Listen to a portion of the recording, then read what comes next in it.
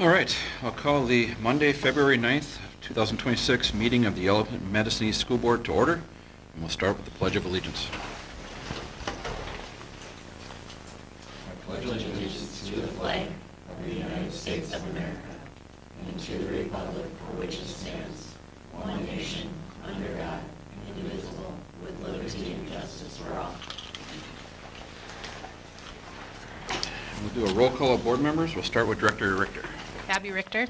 Matt Semple. Jeremy LeBlanc. Laurel Christensen. Amanda Lacey. Ron Winter. Next, we'll have the approval of the meeting agenda. Is there any additions or corrections? None. Okay. Motion to approve the agenda by Semple. Motion to approve, is there a second? Second. Second. Any further discussion? Hearing none, all those in favor signify by saying aye. Aye. Opposed, no. Motion carries. All right, reading of the YME mission statement, and Director Richter will read that for us tonight. Our mission is to provide a caring environment of high expectations that prepares every student for a successful future and instills the value of learning. Thank you, Abby. Next is the public address to the Board of Education. Is there anybody here who would wish to address the board? No? Okay, seeing none, we'll move to the consent agenda. That is approval of the meeting minutes for January 12th, approve payment for claims, approve the finance reports, approve the enrollment report, and approve a separation agreement.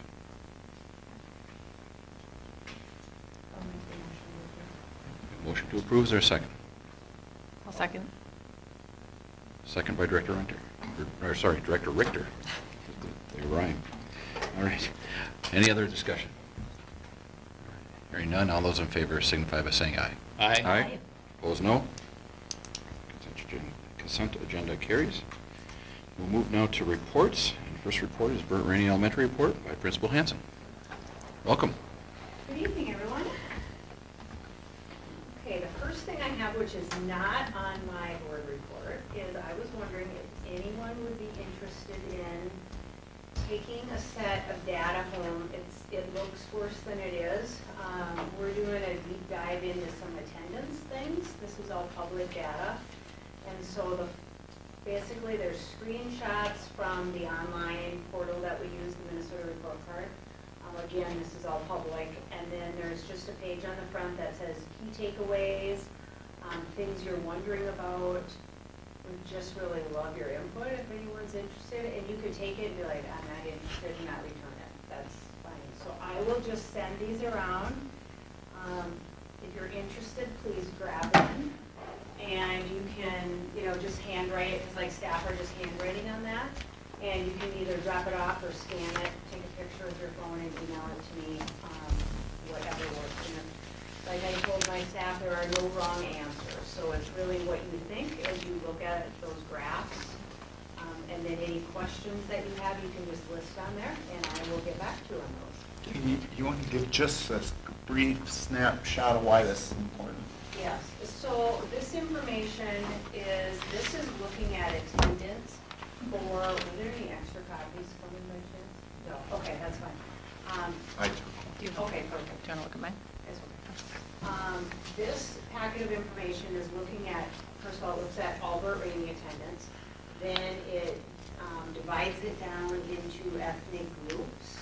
It also has a few other categories on there as well. And one of the reasons that we're specifically looking through the attendance piece is, as you may recall, Burnt Rainey was identified for our American Indian population not being at the threshold that the state set for math, reading, and attendance. So this is,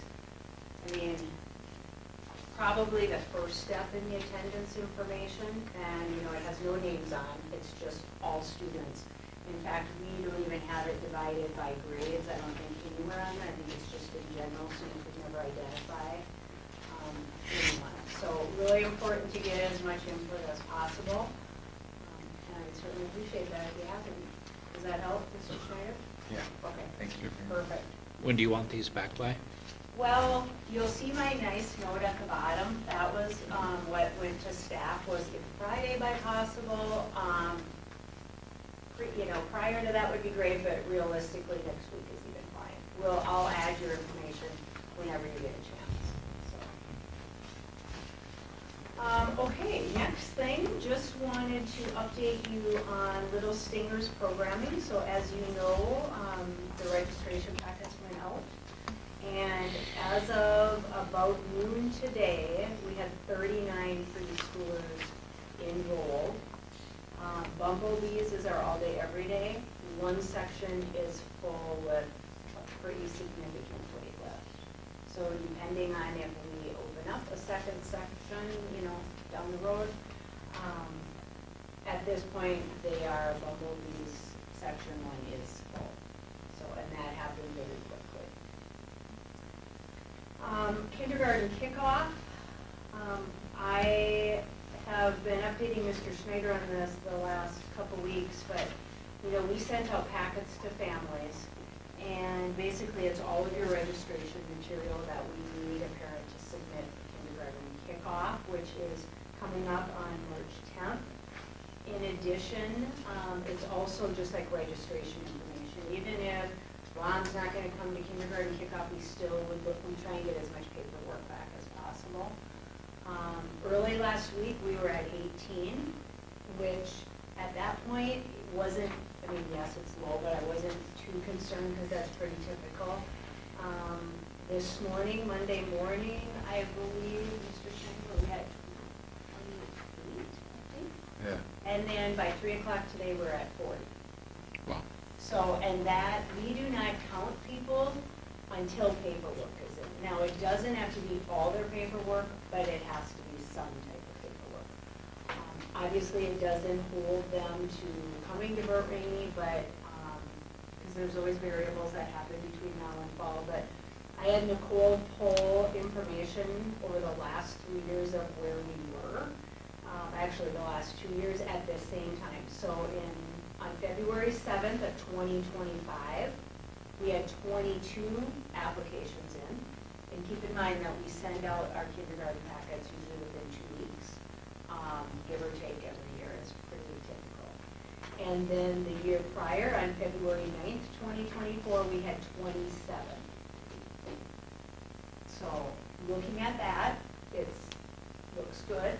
I was also sharing with Mr. Schneider that actually today what really got it bumped up was, so we originally did with the U.S. Post Office mailing, the packet went to homes. Then we send a text message through JMC to all registered families, and even if they're not registered, if they're on our census list, we usually have their contact information. And we also sent an email, and we did a Facebook post. Today, Nicole made a lot of personal phone calls this afternoon, and it's always great when people answer, because as you know, that doesn't always happen.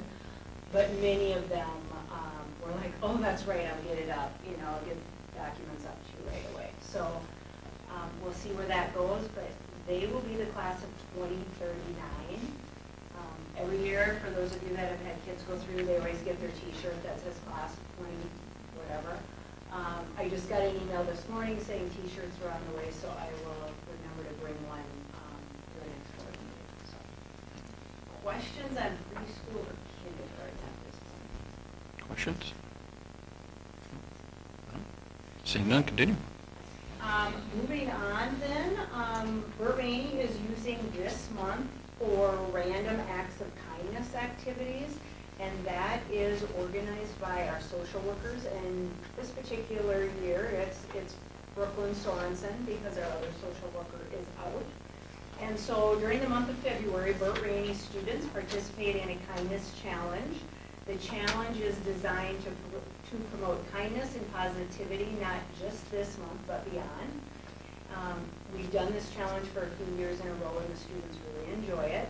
Some things that she is asking staff to do is we're asking them to fill out a kindness slip. So if they see a student helping a classmate or peer, keeping our school clean, maybe they, are picking something up off the floor, following directions the first time, helping a teacher or staff member, holding the door for others. That's something that our front door staff in the morning are so good about. The kids get sting tokens anytime they hold the door for someone else, and so that's another item on our list. And then really any act that shows kindness or sting pride. And so a special thank you to Brooklyn for organizing that this year. I also wanted to touch base on some of Burt Rainey's PBIS things, which, just a reminder, we reference them as Sting Pride. But our Sting Pride team does so many things. So one of the things that we do is every month there is a monthly competition that students, and it goes by Gen Ed classroom. So it's basically whoever gets the most tokens, and they're all weighed. And you can see it, like if you've ever been in Burt Rainey in the last couple of years, right when you walk, it's right across from the gym. On the wall, you'll see a display. And that's like, you know, the race to the finish line. So February is just getting started, and that one is called Donut. We love February, so it's pictures of donuts, and they move along, and then whoever gets to the finish line is the person that has the most.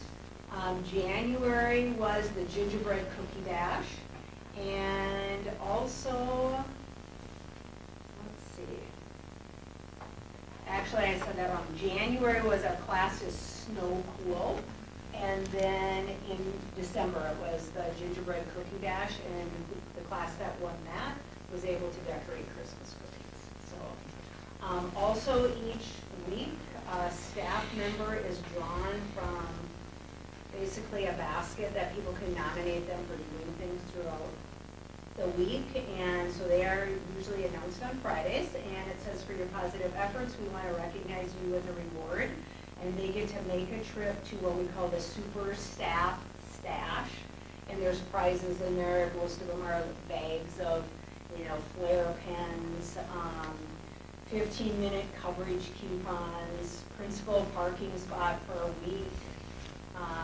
lots of other school choices, you know, markers and things. So, in addition, a class is also drawn each week, and those are drawn from what we call, they're like a gold slip. So if you see a class doing something well, you can fill out a gold slip and turn it in, and then we draw on Friday. And then the class that wins, and I don't know if you can see this, but they, first of all, they have a plaque that says Sting Pride, you know, winner of the week.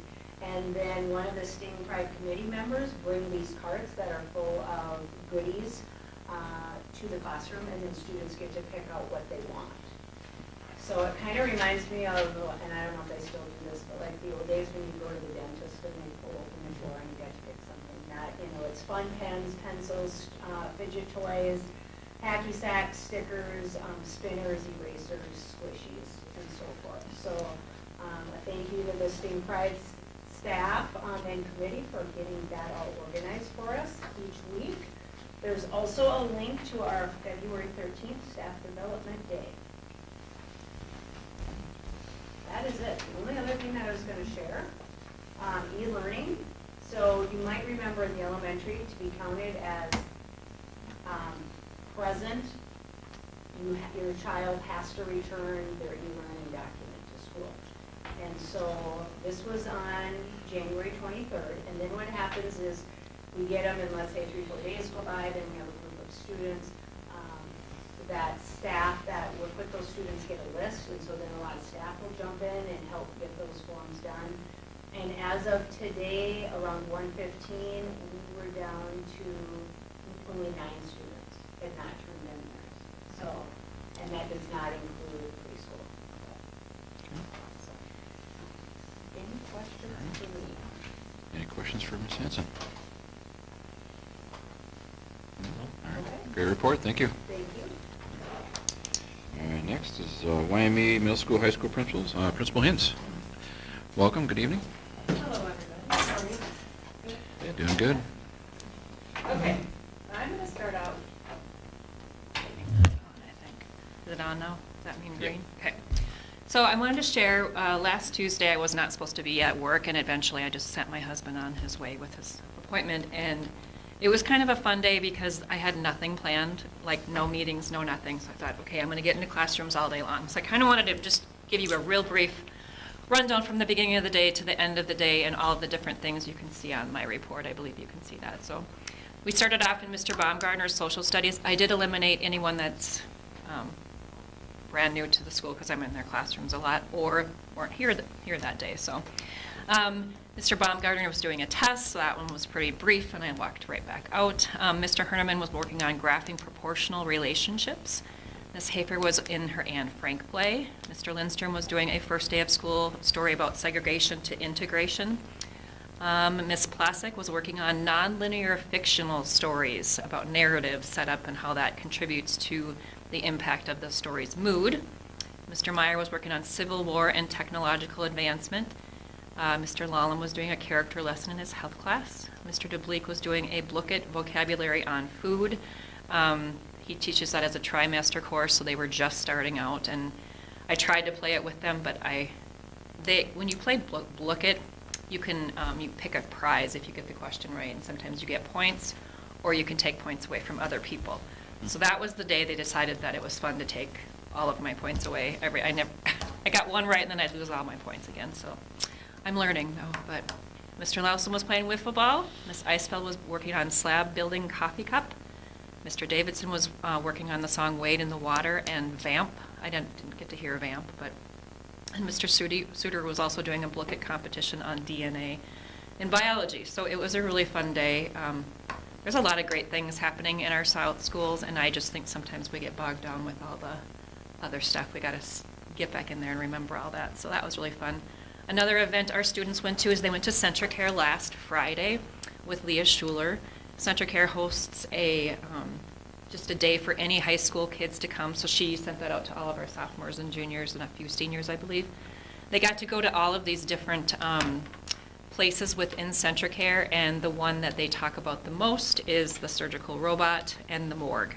They thought those were very interesting. So yeah, it's a really fun day. So that worked out well. And I remember the first year I did this, Mr. Schneider coming in and kind of like gently saying, you should probably get going on registration. And my eyes probably got as big as saucers. And so with Crystal and Leah and I met, we have a pretty solid timeline for our registration. So we're going to be done by the actual end of February, which is mostly done, I will say. Tomorrow we have more high school meetings. We're going to hand out the registration forms that explain registration, because I know the registration is going to look different for 9, 10, and 11, and 12 based on where they came in and when the courses were required from the Minnesota Department of Education. So I do briefly also want to share with you the new course slideshow. I hope you can see that one as well. I'm not going to put it up there because I'll just go through it on here. That's okay.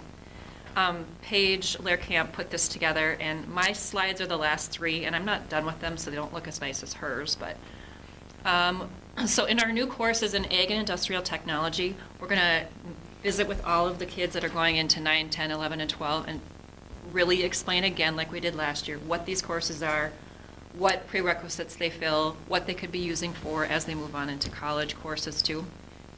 So Paige is going to back up, she's going to have large animal science semester 1, and then she wants to teach an intro to vet science. We always have kids asking for that class, so those are going to be semester classes. And then food science again. Small engines, and then we're going to move into an advanced small engines. Kids always want to take that more, and there's just not enough time in one semester to try to teach all that. And then we're going to offer a basic repair, which I think would be great for everyone to take, electrical, plumbing, drywall, painting, and small engine maintenance. We're also still going to offer exploratory welding, super popular class. We are gearing it more towards girls, but anybody can be in that class, and we have some fantastic kids coming out of that program that are really excited about that opportunity. So we also have intro to welding and then advanced welding. Leah is currently writing a grant. I can't remember the name of it. Youth Skills Training. YST, yes. Okay. It's a youth skills training grant, and we partnered with Spec Systems, and we had a student a couple years ago, 2 years ago, I believe, that would go out there for the last 3 hours of the day, and he would get high school credit and college credit, and he was also getting paid by Spec Systems. So that grant is probably going to be $75,000 to $100,000, and a lot of it will be purchasing equipment so that we can expand those opportunities for all those kids. So looking forward to that. Hopefully we get it. So we're going to do an intro to woodworking and then an advanced woodworking as well, and then ag science is always offered. It's going to be a little tricky with the building and where it's going, but we'll figure it out. Questions so far on the courses? No.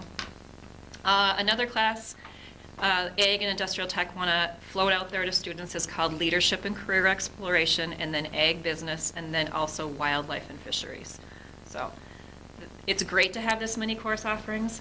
It gets really difficult because they want to take them all, and if we only offer it 1 hour, we have to try to not offer it opposite of required course they have to take, which is a huge juggling act. So art, she's going to offer mural painting and painting 1 and 2, and then also digital creativity. She's going to use cameras and apps like Procreate and Adobe Suite, which I think is super cool for our kids to learn how to do that. So, of course, she's still offering ceramics and drawing and digital creativity 1 and then 2. So that'll be something a little bit newer for them. She also offers typical middle school art, and then we're going to offer a course called Textiles next year, and looking at different like batik, embroidery, stitching, and quilting. It says you'll even be able to sew on a button when you're done with this course. So I believe she's working with you too, Berta, in the textiles course. Okay, for sewing. So, all right. Music. They have always offered band and choir like typical, but Mr. Davidson really wants to offer theater productions for semester 1 and back that up with digital music for semester 2, and creating, editing, mixing music so you can enjoy it online and digital editing software. So he and Cade, or Devin and Cade, both wanted to offer a team taught class together, and when they brought everything that they were going to need, we don't have any of those items quite yet, but they're constantly thinking of new ways to challenge and fill the mold for some kids. So, yeah. We're also working with SMSU to offer more College Now courses, and Minnesota West to offer more, what are they called? Reach courses, yes. And so Kim Hafer has her doctorate now, so she's going to apply to be a professor for some of those courses and see if we can get speech back here at YME maybe.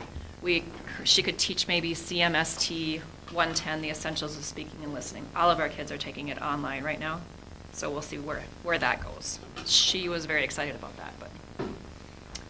And then Kaya Bergeson is done teaching online fax courses at the end of this school year, so that position will be filled with someone, and hopefully we can offer all of those courses again, because like McRae, for example, doesn't have a fax teacher, and they depend on her for all those courses. So we'll know more about that. And then the FIA department went into their coursework on strength. It's called Strength and Conditioning. We weren't getting a lot of kids in that class that didn't really want to be in there powerlifting all the time. They wanted to have it more be a personal fitness class, so we're going to change that one up a little bit. So, and finally, the last one, Mr. Schulte wants to offer an elective called the graphic novel. It's really popular in the schools around our area, and the kids are desperate for it because that's definitely a genre some kids really, really love. So, yeah. Okay. Questions on any of that, or anything you've heard in the outside of here that we think we should be offering?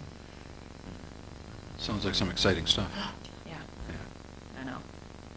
Yeah. So, more to follow about that. And then we are going to meet for registration with the 5th graders. That's always a fun meeting. They are so excited about the classes. They're mostly excited about finding out about the FIA. Do we have to change? Do we have to take, how am I going to do my locker? And so it's always it's a fun meeting. So, what else was I going to talk about today? Oh, and then the last thing I had, we just attached our February newsletter. I don't think it's published until tomorrow, but I know you can view it. So tons of fun things that we've been doing over this last month. Anything for me? All right, questions for Just Stacy? so Stacy, we don't have that attachment in here, and we don't have the list of all the courses you just went through. Yeah, remember we attached it as a PDF. Oh, 'Cause they but can't we get didn't to do that Google. today, so we will fix that. It was, Thank yeah, you. sorry. No, that's okay. Anything else? So you need the classes, the slideshow, and the, If you just share, yeah, Just, yeah. we'll Okay. get it to them. perfect, sorry. Sorry? Probably because my slides weren't looking very great, and I didn't want you to see it quite yet. All right. Thank you. Thank you. Thanks. All right, district report, Superintendent Schneider. Well, first of all, congratulations to the Silhouette dance team, second in both jazz and high kick at sections, correct? All right, so congratulations. They will take off again on Thursday and have the first round of competition on Friday and then the second round on Saturday at the Target Center. So looking forward to it. I believe I saw the number 30. Is that right? 30 consecutive years. yeah. 30 consecutive years. That's quite a feat. So, awesome. Staffing, so I did push out the vacancies to our internal staff. Oftentimes our teaching staff or just staff in general are our best recruiters, so I pushed that out. We have quite a list. Tonight we'll take action on one group of them. That doesn't mean Tier 1 teachers made any mistake or anything like that. That's just part of the process we have to go through to make sure that they can get a license again. And so we encourage them to reapply for positions. So, Minnesota paid leave. Right now, we currently have 4 staff members that have applied for the Minnesota paid leave. That will grow significantly over the next 6 months. I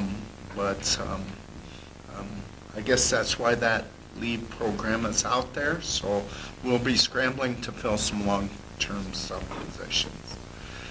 Building updates. Tonight we will take some action on the precast walls bid package from Wells Concrete. We'll take a look at that.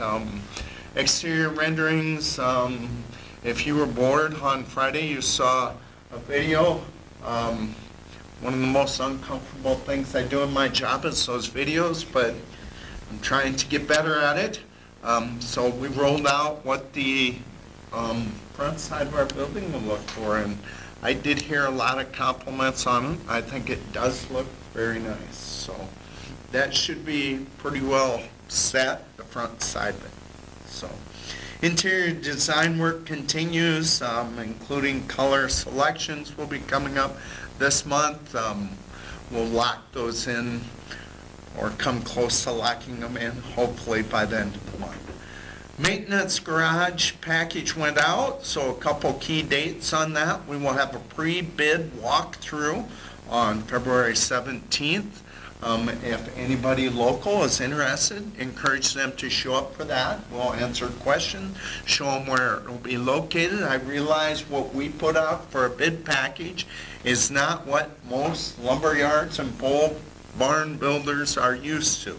All right. Unfortunately, we have different constraints that we have to live by, and so we'll try to help them interpret that. The bids will be due and opened on March 3rd, and then they will be analyzed, and hopefully we can get that approved in our March board meeting. So we continue to have meetings for all the different areas of design, including HVAC and MEP, which is, I forget what M stands for, but electrical and plumbing. Mechanical, electrical and plumbing. I should be getting used to these acronyms, but I'm not. So we'll keep going forward with that. We have been working with Daler to fine-tune some communication, and we're going to talk about getting more things out about how we're progressing, including videos. Friday was the first video. Social media, newsletter articles, guest columns, and direct mail that we will use to continue communicating. Couple groups that we've been focusing quite a bit of attention on are the kitchen and the CTE wing. Those are a little ways down the road, but they are huge undertaking.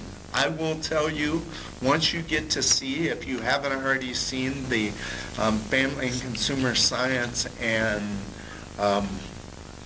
Ag kitchen, you will be impressed. Everything from meat cutting to walk-in freezers to walk-in coolers. So it is going to be state-of-the-art for our kiddos. So CTE has come a long way. This YST grant will help us with some of that equipment. Hope to integrate that with our new shop. Food service, a lot of work has gone into that. We will have 2 serving lines, so we hope to speed that up. I am doing a little research on solar power. We have 4 areas of our building that will be able to support solar panels. So there's a process to go through for that. Those 4 areas are the gym, mainly the storm shelter gym, the commons, the auditorium will support it too, and then the media center. The CTE wing probably would support solar panels, but I don't think, in looking at how the profile is, it would stick up and it would look a little out of place. So we're going to try and stay away from that area. I don't know if it's economically feasible. It's the first time I'm going through it, so Jim and I are doing a bunch of work behind the scenes on that, so we hope to keep going on that. Buildings and grounds, talked a little bit about the fuel tank, and they'll talk more as they report that, but we have 2 companies that will determine this. We will look at to determine the status of our current tank. One is Westmore, which you provided to me, and then one, forgive me, I don't know the name of it, that Jim has worked with and Preston have worked with too. So, bleachers and gym floor update. We had talked about the possibility of replacing those this coming summer. It's not going to work, and I don't want to rush it. I'm afraid for a couple reasons. Number 1, it would run into September. And number 2, I'm a little nervous we're not going to get best price if we try and rush it too much. This needs to be a pretty intentional process for that. Plus, I saw one quote, and I'm not happy with that quote, so that tells me, let's hold off, let's slow down and do this the right way. So, the railings for the upper bleachers, I found out about noon today, will be installed on March 9th and 10th. And I'm working to get a quote on repairing those upper bleachers so they can go in and out. So, little update, I'm sure you folks have heard from some other schools that are putting information out about student safety and its relationship to the immigration enforcement. I have been asked quite a bit about that. If you check the Advocate here, not last week, but the week before, I did put out some information. To be clear, schools don't enforce immigration. We don't ask immigration status at any point. There's different categories for being able to enter certain areas of the school. We do have a protocol that our office staff are aware of that we don't necessarily advertise, but ICE agents do not have carte blanche access to our building without some sort of subpoena, or warrant. So that's how we intend to handle that at this point. So, all right. So if somebody has questions about that, I would encourage you to send them my way. All right. Finance Committee meeting is scheduled for February 18th. If you folks are all right with it, and forgive me off the top of my head, I don't know who that is. I would like to reschedule it to the following Wednesday. Thoughts on that? The 18th is the beginning of Lenten services.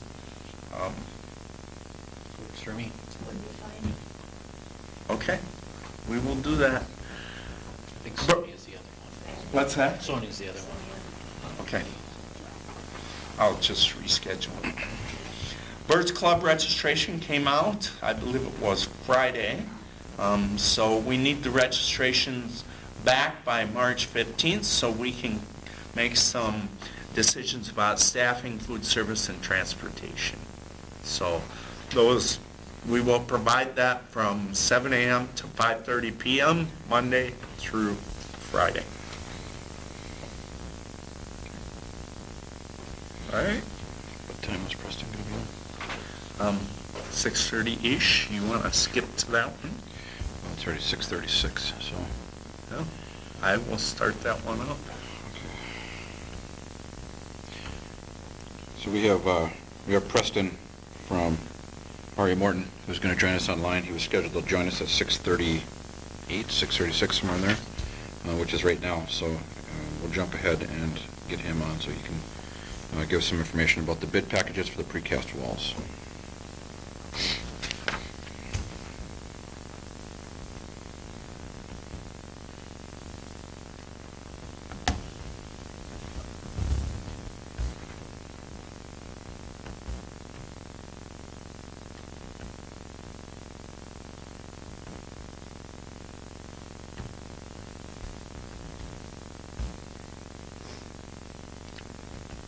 So for this to work, everybody will have to be on mute, correct? Hi, can you hear us? Yes, I can. Okay, so we're going to start going through it. So maybe you want to kind of explain briefly the process we use to determine what we got. I think you need to. Sure. listen. And I've got documents I can share if that helps. Okay, But you'll have to allow me to share. okay. 1 second while I...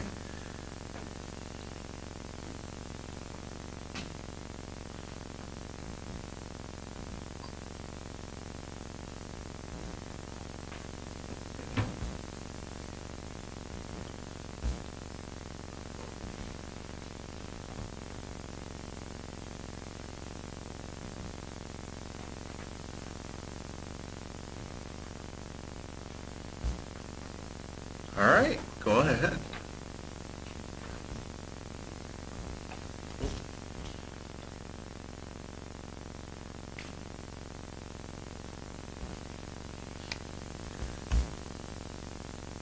All good? Trying to get our sound going here, Preston. Good.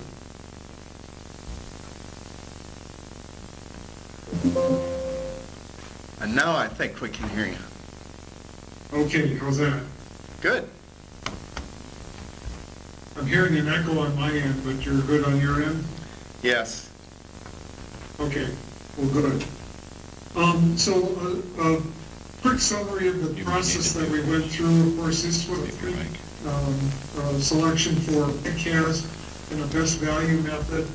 And so we had given each of the firms that we had invited to bid the criteria for how we would rate their proposals back. We did get 2 firms that submitted proposals back.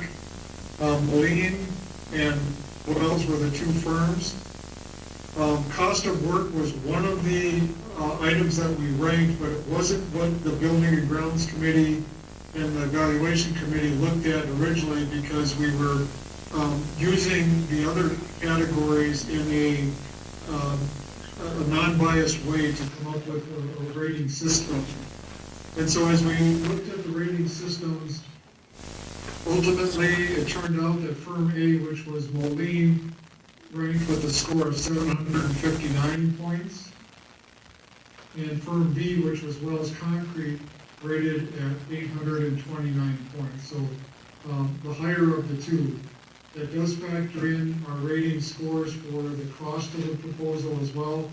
But as you can see, the various components here, the cost of the work, we rated higher, but then, and we also rated in the similar project experience, but Wells rated higher in the references, the value enhancement plan, and the risk assessment and schedule. So those were the components that went into the process of scoring this worksheet. Then also, we looked at what those value enhancement plan components were. And so this is using the Wells Concrete bid. They provided 3 categories of project savings that we could apply to the project. Moline had had given us their base bid, but they did not offer any of these value enhancements. So the wells amount at $7,693,000, there was a $44,300 deduction to change the insulation type, which we reviewed with the design team, and all of the R values in the precast systems were equal using this different insulation, and so the design team approved that. They also offered that if we were to pay invoices by the end of the month after they had turned in their submittal for payment, that we could deduct $150,000 to create a timely payment system. We've done this with other firms in this format, and it's been working out just fine, so that was a number we felt would be a good value enhancement.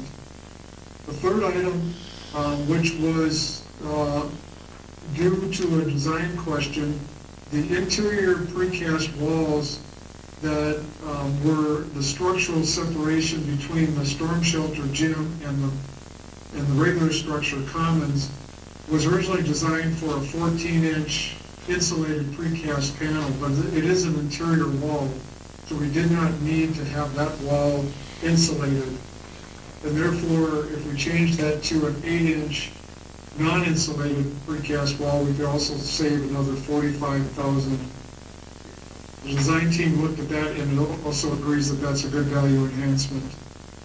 So the amount that we're looking at with those value enhancement items would be $7,453,803.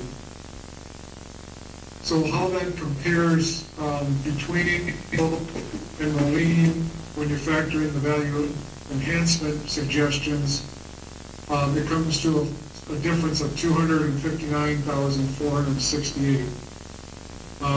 Doesn't change the scoring of the rating system at all, but it does provide a clarity on what the difference between those two firms price-wise would be. I'm going to take maybe a quick pause to see if there's any questions about the rating process system and then what ultimately that result will be. Any questions for Preston on the rating system? Hearing none? No questions here so far. No questions, okay. So then what that looks like, and this is the reflection of what my conversation with Gary Pooley at Wells Concrete has been as far as negotiating further into their contract. So their base bid of the $7,693,103 less the deducts for those three value enhancements would provide a final bid amount of $7,453,803. That's the amount that we would write into their contract. A couple of things that, as we talked with the Building and Grounds Committee, is that we would be asking them for their schedule, that if there were any circumstances on behalf of the contractor that alter this schedule, the contractor agrees to provide additional staffing or extend working hours to keep project on schedule. Schedule was one of those key things in the rating system, so we wanted to write that into their agreement that they would keep us on that schedule, either by maintaining their schedule that they provided to us, or if they did need to extend hours or add additional manpower, whatever those things are, they would keep us on schedule. A few other things that we are working into, there's a lot of language here that is basically a clarification of the documents, but I'm going to jump down to here. That they would already start the process of working with the design team. Since this is a best value, the design still could be making a few minor changes like that 8-inch wall, so that they would be working with the design team. That they would also then provide to us their route for getting the crane in and around their site and the crane pad. That's a coordination issue between precast and excavation. So we wanted them to get that information for us prior to receiving the bids for excavation. So I've given them the dates of February 20th to provide that information, so we would have it for the March 3rd bid opening for the excavation work. We also, this was something that they had included in their documentation, and it's just a clarification again with the design team that they will be responsible for the design and reinforcing of the 6-inch topping over the storm shelter. They won't be providing the topping, but they do need to design it because it's part of their storm shelter engineering, so they've agreed to that. I also asked them to inform us if the project schedule can be moved to an earlier date if any opening is possible.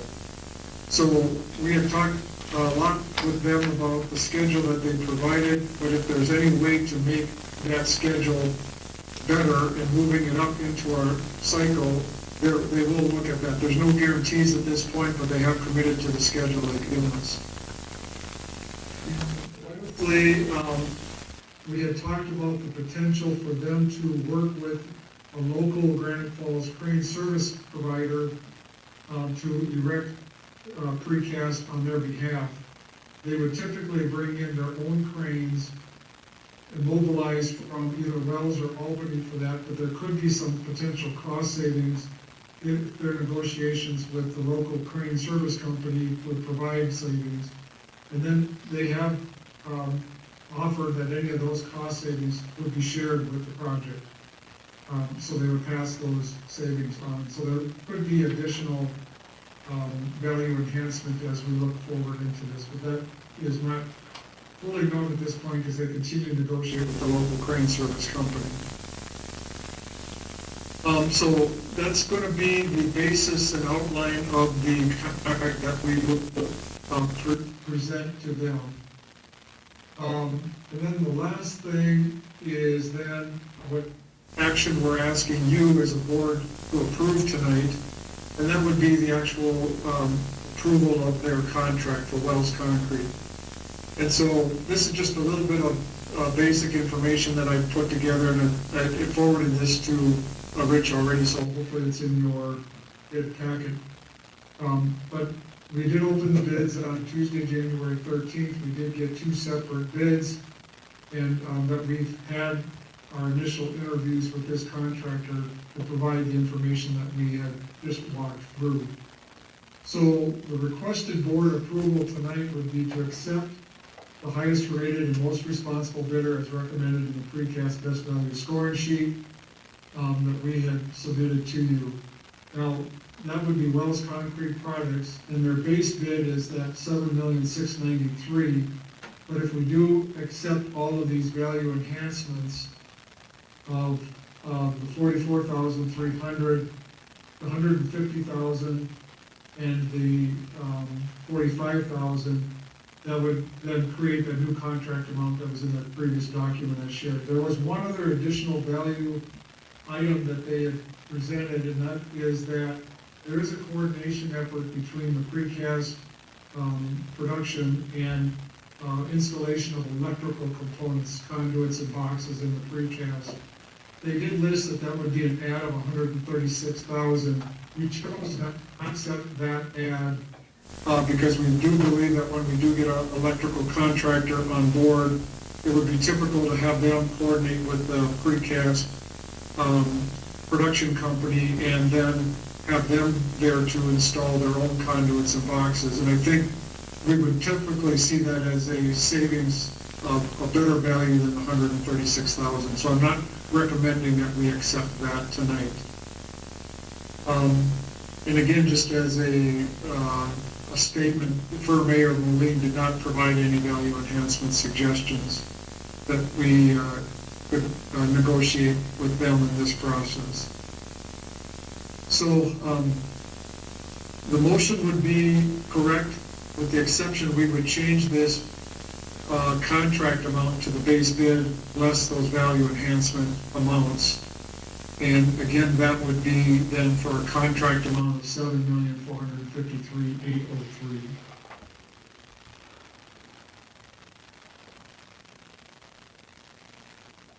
Now again, that's a lot of information, and hopefully I didn't ramble on too much, but I thought it would be good to provide as much of the information to the full board as possible for their decision. Any questions for me? Anybody have any questions? So our motion should say $7,453,803, right? That is correct. If you would accept the value enhancement suggestions, again, I reviewed them completely with the design team, verified them with Wells Concrete, and we're very comfortable in saying that those items can be accepted. Preston, is this bid over or under budget? And if so, can you talk to that a little bit? Okay, so as we looked at our original estimate for the project, we had looked at precast and masonry as two separate components, which we will get separately. But from the initial plan that we had done our estimate on, there was more, some of the walls that were changed to precast or masonry. So in this case, as we are now in the process of renewing or reviewing and updating our estimate, I'm very confident that we are within budget when we look at both those categories, and I'll re-estimate them as a combination. Originally, we were at about 6.1 million in our precast estimate, but again, that changed from the design documents that did come out. But in our review and verification, I believe that are within our budget at this number.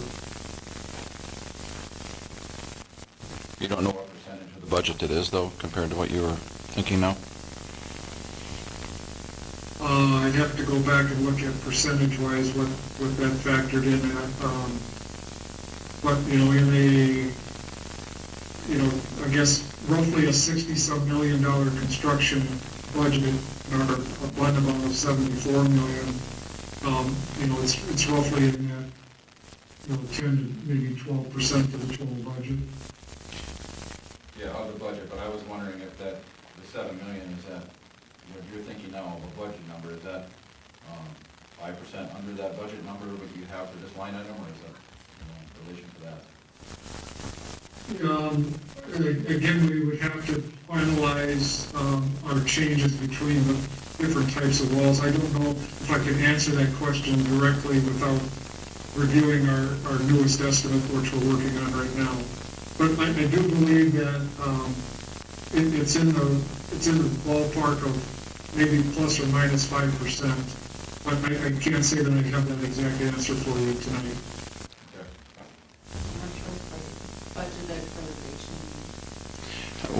What was the masonry budget, Preston, that before the changes? Actually, let me pull that up.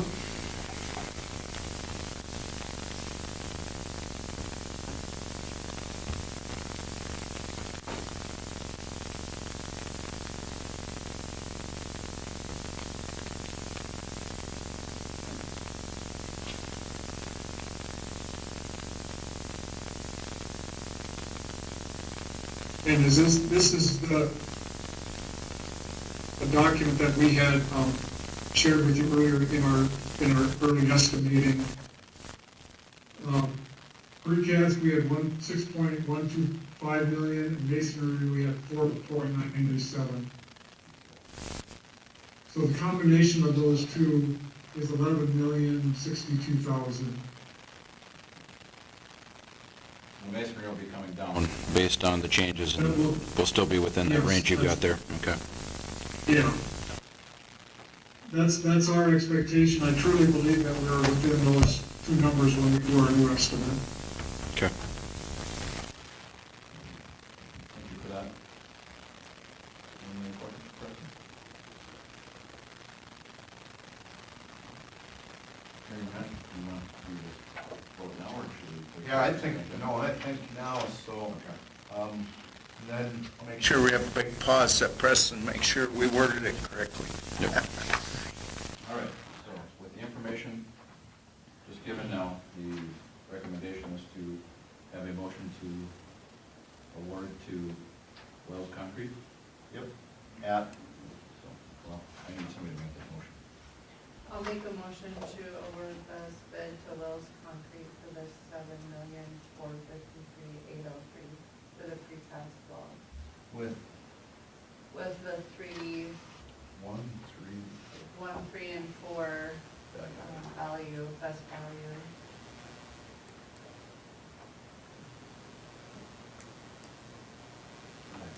Second by Zempel. No question. Everybody understand? There's a motion and a second to award the precast wall package to Wells Concrete for a sum of $7,453,803 with value-added packages of 1, 3, and 4. Any discussion? Preston, are you satisfied with that? Yeah, so for me. Any questions? It's a regular vote, so all those in favor signify by saying aye. Aye. Opposed, no. Motion carries. Thank you, Preston. Yep. Thanks, Preston. Thank you, and appreciate the opportunity to give some clarifications and do it remotely tonight, so thanks, everyone. Sounds good. Thank you.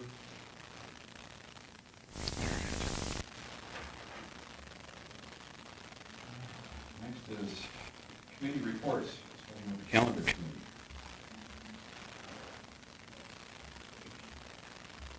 One second. Actually, do we have one more report? Well, we can do that. Oh, I'm sorry. Well, it's committees right now, but we can. Okay. We can move Berta out. Oh, it's fine. Would you be okay with Are the calendar people here? It's us. Yeah, it's us. Well, it doesn't. I take it. All right. Okay. We made you wait through that, Berta, so come on up. You know me, I get nervous anyway, so. All right. Well, welcome, Berta, to the American Indian Parent Advisory Committee report. Okay. You're good. Good evening.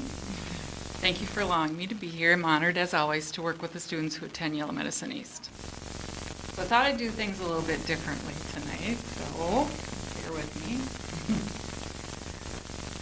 Over the past couple of weeks, so not this week, but a couple weeks ago, I had the joy of working closely with one particular student. So I kind of wanted to tell this story, and I wasn't real sure how, so I tried to kind of work it into tonight's meeting. This particular student had been strongly encouraged by the adults on his team to take a more hands-on elective class, but he wanted to take a different elective instead. It was difficult at first for him to articulate exactly why, but he advocated strongly for himself. Together, we talked it through and ultimately put together a schedule that allowed him to take the class he preferred. Last week, we were working on an assignment for that elective. It was a writing assignment, and honestly, it was such a vibe. It was so much fun. I was up at the board while he brainstormed ideas, and I wrote them down as he talked. Sometimes students will throw out great ideas quickly, and if they don't get written down, they're gone. Like, wait, what did I just say? So we put everything on the board first, knowing we could sort through it later, keep what we liked, and discard the rest. And so that's like one of my favorite pieces to that is like being up at the board and we're brainstorming and he's throwing out words and I do it with the kids all the time, and it's a lot of fun. So he came up with a really creative story, and the next day he had another assignment where he could continue that story or he could make something new. So we planned to kind of build off what he had done the day before, and I got up to the board again ready to write, but this time he just sat at the table with a piece of paper and he sat there. And I tried prompting him, what if we build off yesterday's story, or do you want to try something new? Or I kept throwing out ideas, and internally I was thinking, what is going on today? Are you not interested in this assignment today? Finally, I shared another one of my own ideas and asked what he thought, and finally he looked at me and said, well, here's what I have. And that's when I realized he had been working the entire time. And I was going to bring it and I forgot it. He had drawn out his whole story. A sketch of the setting, a few words across the top, everything mapped out visually. He explained the entire story to me start to finish. He had taken his thoughts, put them into pictures first, and then was able to turn them into words. And the picture wasn't really super specific. It's just little triangles and little stick men and a little circle and then some words across the top. So it's not really super specific. It's just a nice little picture. I checked in with the teacher later, and I was so glad to hear that he had actually turned in his story. I had worried he might not remember everything we'd talked about, and I'd even asked him if he needed to take a picture of all our brainstorming ideas on the board, but he said, "Oh, I have it." So I let it go, and indeed, he had it. So reflecting on this experience, a couple things that really stood out to me. First, the advocacy piece. Sometimes as adults, we think we know what's best for students. Oh yeah, you're going to love this hands-on class, it'll be best for you. But it wasn't, and he made that very clear that it wasn't what he wanted. And this reminded me that we're not always right. And so teaching that self-advocacy is incredibly important. And when you review our Minnesota Indian Education Aid application, if you took a look at it, it is clear that the community culture liaison's primary role is listening, truly listening to what matters to students. And the liaison helps students design activities and field trips that are not only meaningful, but also directly connected to their educational goals and life experiences. Many that are culturally based, intentionally reflecting students' identities, traditions, and ways of knowing. Our work is not just about guiding students, it's about standing with them and advocating for what is important to them as students, especially when those priorities differ from mainstream expectations or other cultural norms. And so that is a huge piece of what our cultural liaison does. And if you took a look at how well we've done up to this point of what the report is meant for, it says that we haven't done a lot.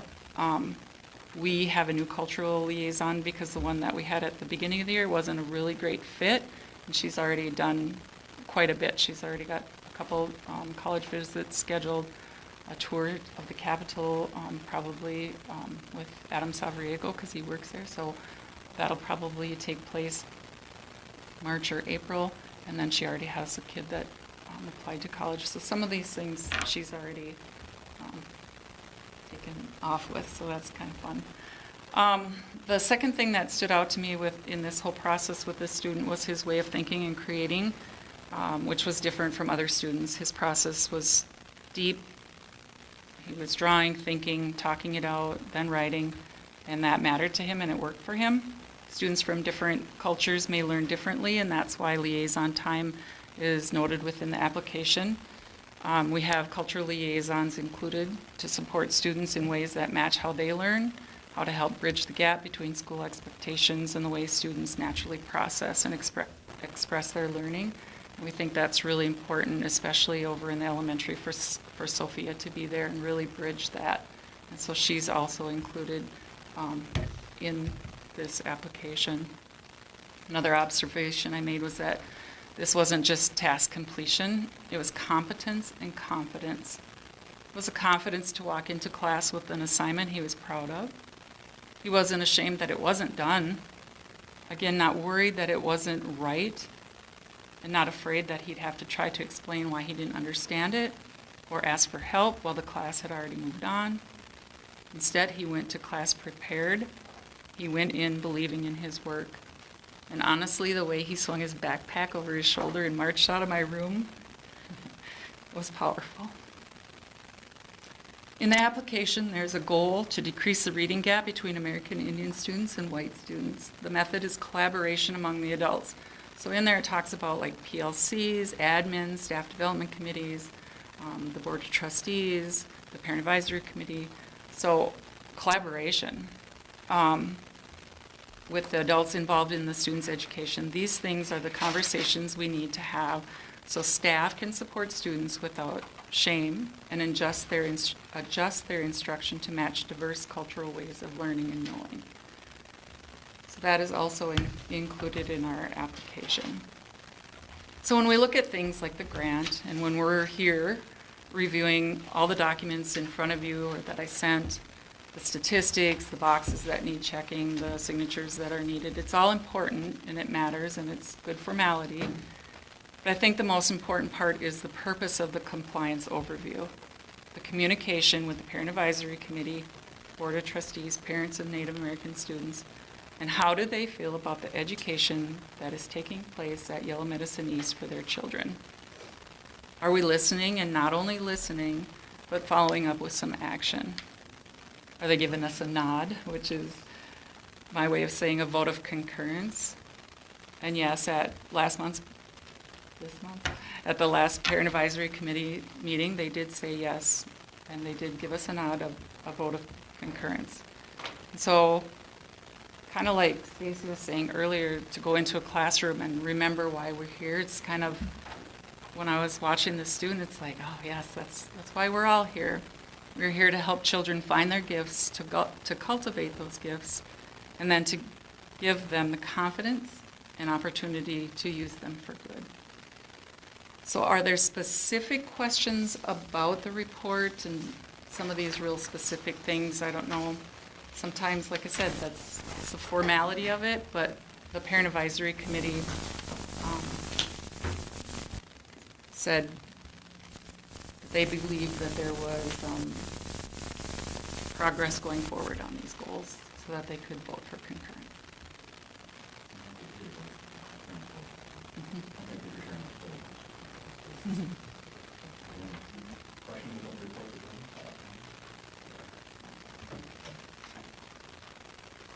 Awesome. Thank you. I forgot Jolly Ranchers tonight, too. Starla said maybe they'd like chocolate for Valentine's, but I forgot both.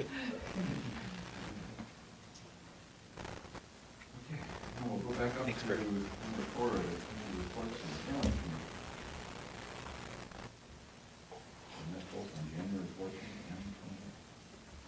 Unfortunately, I'm the one. somewhere else. Yeah. No, we met on the first meeting. We looked at a calendar that started after Labor Day and got some feedback from the teachers and stuff that they'd like to look at a calendar that started before Labor Day weekend. So we had some takeaways kind of from that meeting where they were going to go out and survey staff, and we'd bring up to various members of the community and the board, just floating the idea of starting before or after Labor Day, get some input and feedback. Starting before Labor Day means we're done before Memorial Day in May, versus after, then we're done after that. That's kind of how the calendar is worked out. Based on the feedback from staff, it was starting before Labor Day was overwhelmingly their choice. It was 70-some% of the return votes came back saying they wanted to start before. And for them, they would start 2 weeks basically before Labor Day because they will have their kind of prep time. And then September 1st would be the first day of school. So that's the calendar that's being recommended in this proposal, is that calendar. We realize that would cause some impact for people participating in the state fair, potentially, if they're there, and that kind of stuff. But again, it's the beginning of school, so those are also educational opportunities for the students that are participating. And they continued to want, everyone was happy with the Friday PLC time. They came up with a schedule along those lines again, either half days or aligning with full day off time. So similar to last year with the numbers of Fridays off, or partial days, early outs for this coming school year.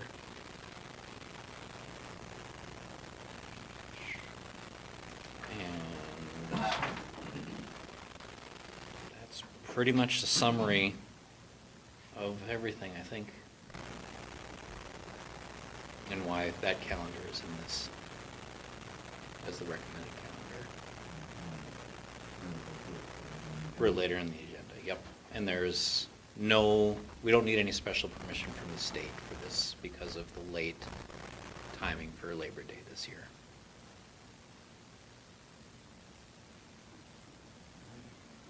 Questions for the calendar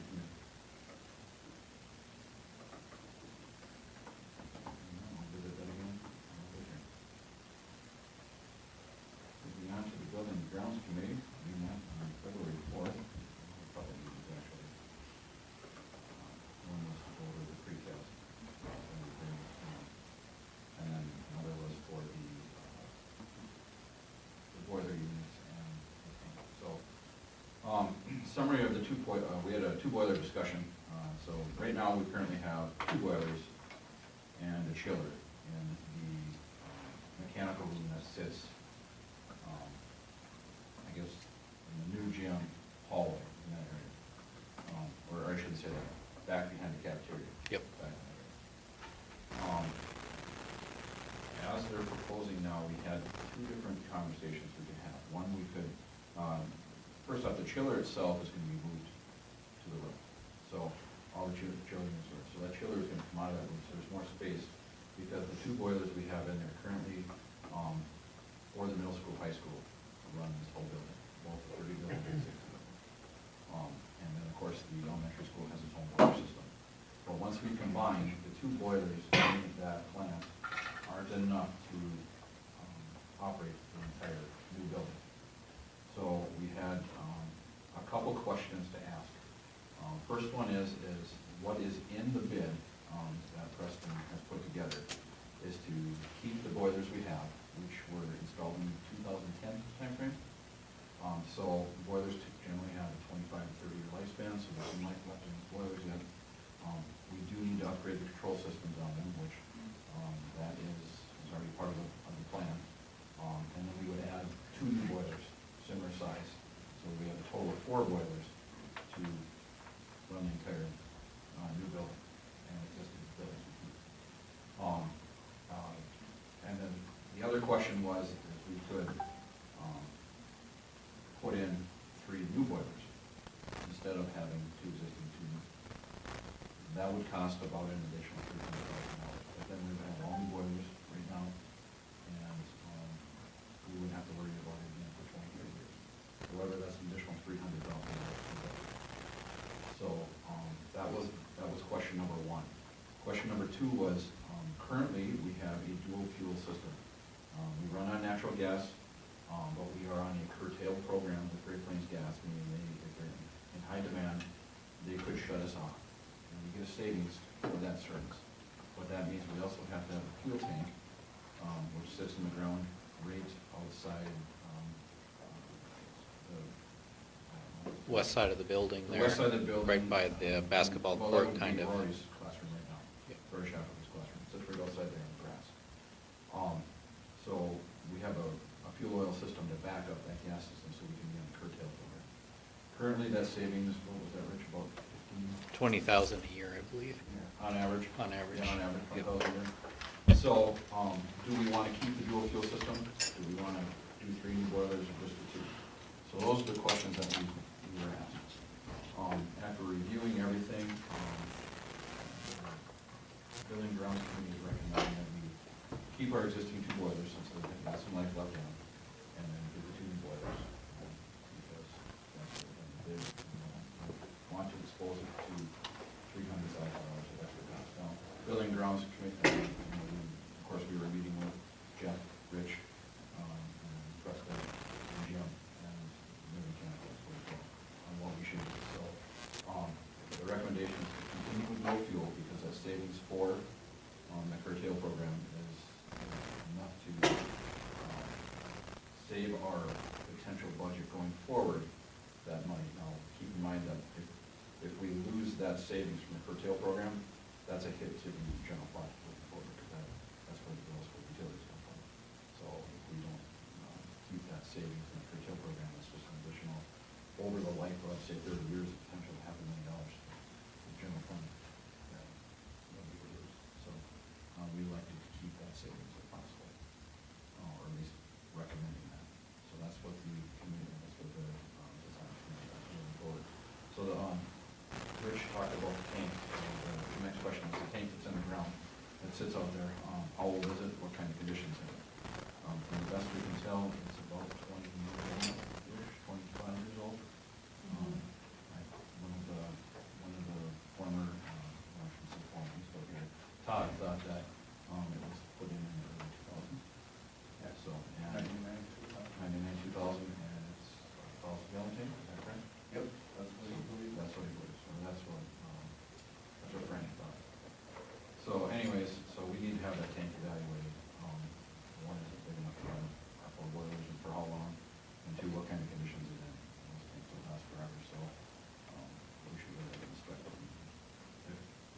to have a new tank put in. And that's what we're gonna have to do. So, cost of replacement of the tank is about $35,000 to $45,000, I thought.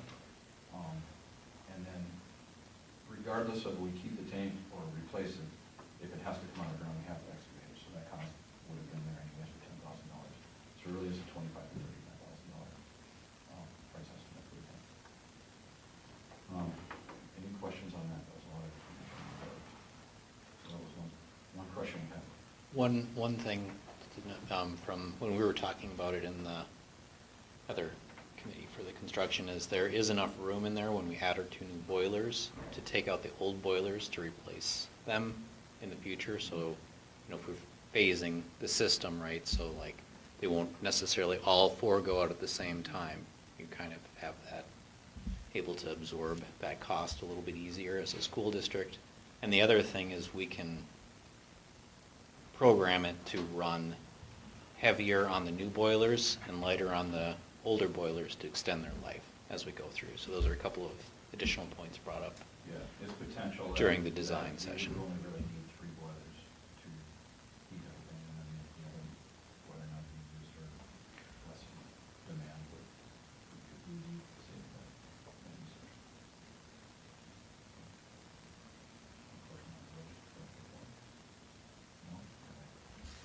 No? The best value bid process for the precast walls, we just went through that, so let's get that. The maintenance shop information, Rich talked about, so that's out for bid right now.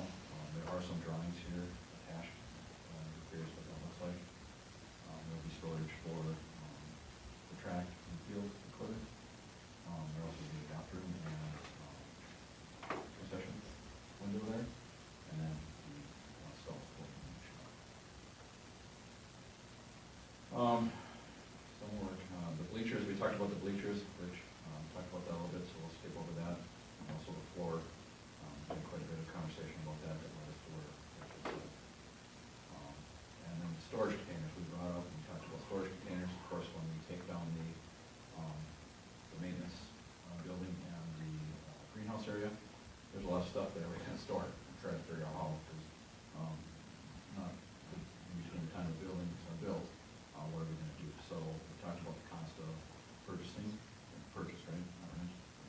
Yeah, but we need to price out rent. Yeah, we were gonna price out renting. Acquiring a couple more storage containers, 40 footers, what we're looking at. And then the question was, where do we put them? Where can we put them? So came up with a few ideas. Maybe the driving range, one that was brought up. I don't know if they can all be out there, but maybe one of them could be here anyways for the more stuff that comes in and out, and then the longer term stuff could be over there. So it's a space that's available. I think we're gonna find real quick when the project starts, we're gonna run out of space for fence. So, building is taking most of the parking lot, and there's a lot of room. I don't think they want storing stuff on the football field yet. So we talked about containers, and then we went over some of the long-term facility maintenance, capital outlay stuff. Would like to buy a combi oven with some of the funds that we have in the food service budget now. I could save in our capital outlay purchases later once the new building is in. We already have purchased that combi oven just recently. This new one we would purchase would also, those would be able to go into the new building. Talked about the track buildings, the current garages out of the track, one going into the northwest corner, northwestish corner, I'm gonna call it that, but between the building right now for the tennis courts, so we could go there, and then talked about placing, where we could place the bigger building, the garage, is over in the new parking lot area, and more towards the KCC on the backside there. At least that's the idea now. We're still working on details of that. And then the north parking lot discussion we had was about the parking area that is going to be where the rock outcropping is now. Talked about that a little bit. Just some ideas of trying to get that as level as possible and what it could take to get. It's a pretty steep grade difference from the sidewalk to the peak. I think it's 18 feet. And then from the peak to where, say, the parking lot with KCC is 60 feet. So how do you level that and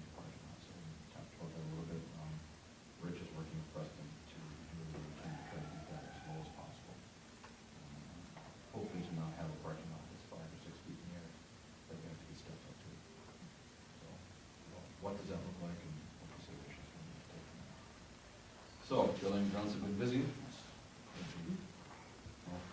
questions on any of that? All right, moving on to the monthly bond portfolio management report. That's just that monthly report. As you can see, not a lot came in last month. You can barely see it on there for January 26th that we spent hardly any in January, which is okay. You know, it's nice to have a little bit longer opportunity to earn some interest on.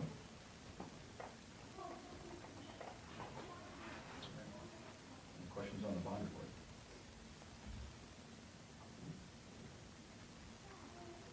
All right, new business, personnel items.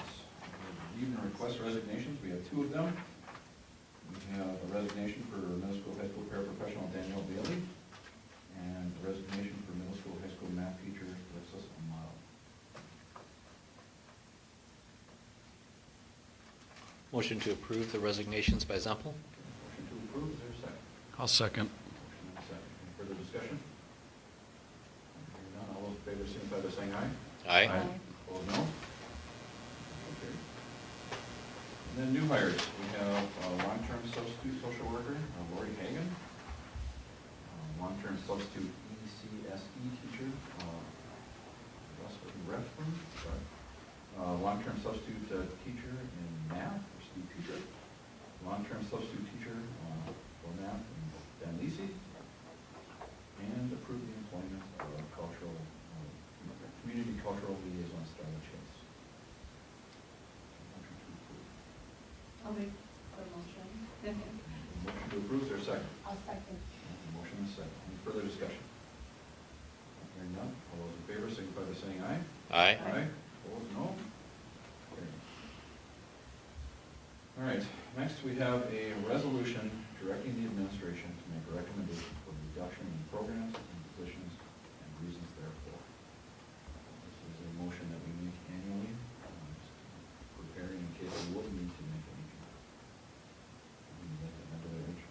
Nope, there's 2 factors that we list there. So I believe it's what, enrollment and finances. I believe.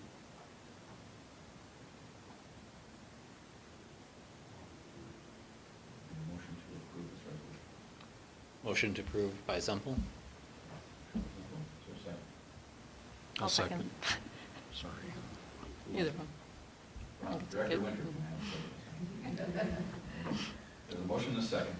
Any further discussion? All right, hearing none, this is a resolution, so roll call vote. We'll start with Director Winter. Ron Winter, yes. Amanda Lisi, yes. Laurel Christensen, yes. Jeremy LeBlanc, yes. Matt Zempel, yes. Abby Richter, yes. Motion carries. Next, is to adopt a resolution renewing Tier 1 teachers. We're going to take this in 2 resolutions. One of the members on our board has a conflict of interest with one of the people on this list, so we'll take that as a separate resolution. So we'll start with a resolution for non-renewing Tier 1 teachers, Tammy Dandran, Crystal Eniga, Paige Larenkamp, and Rory Shackelford. Is there anything more you want to add to this? No, remember this is not about performance. Each year, they cannot renew their teaching license until after July 1st. So we have to advertise for a minimum of 60 days. And then they would have to reapply on that. Correct. And internal candidates can reapply by sending us an email. All other candidates would go through the regular process. We're doing this because this is what we are obligated to do by statute.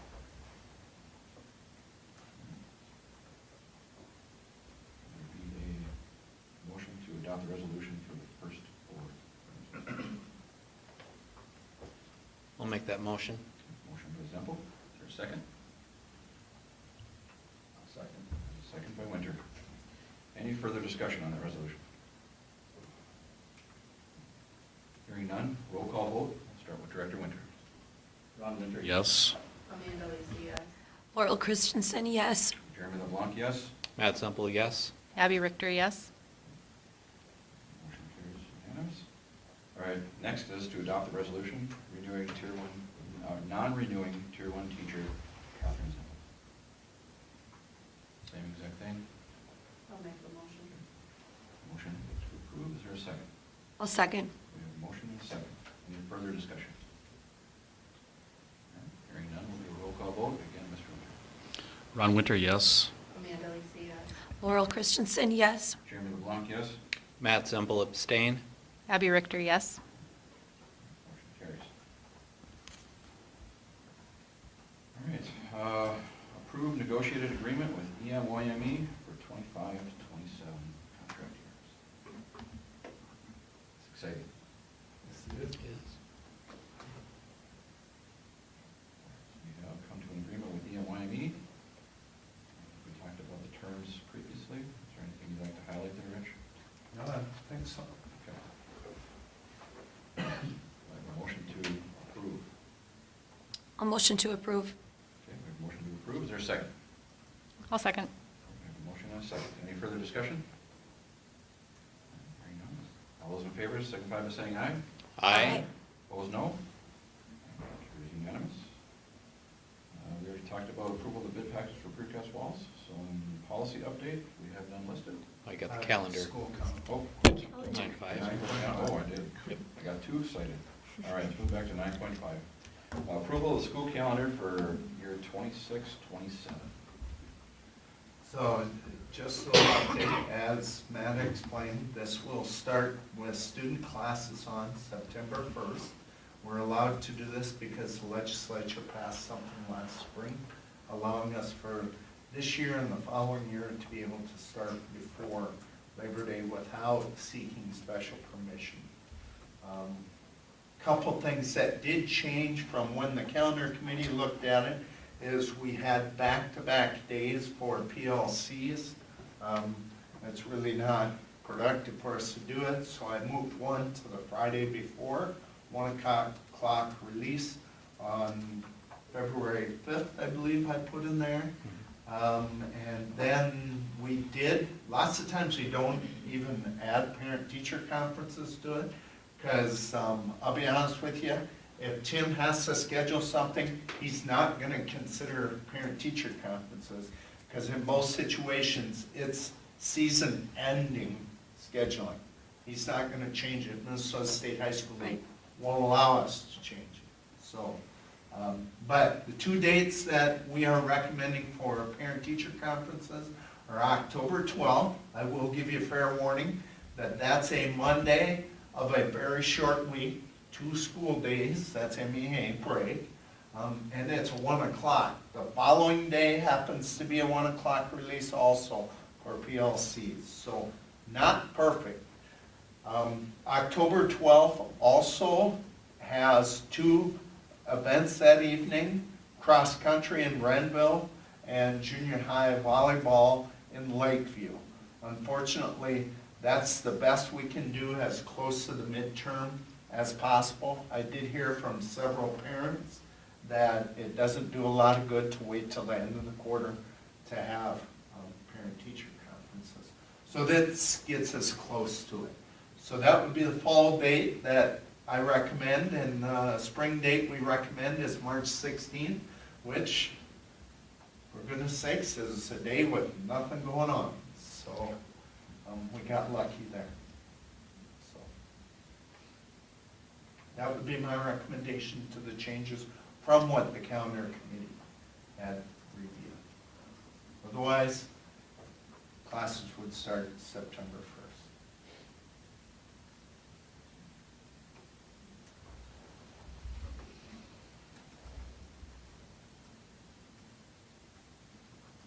What's the wishes of the group?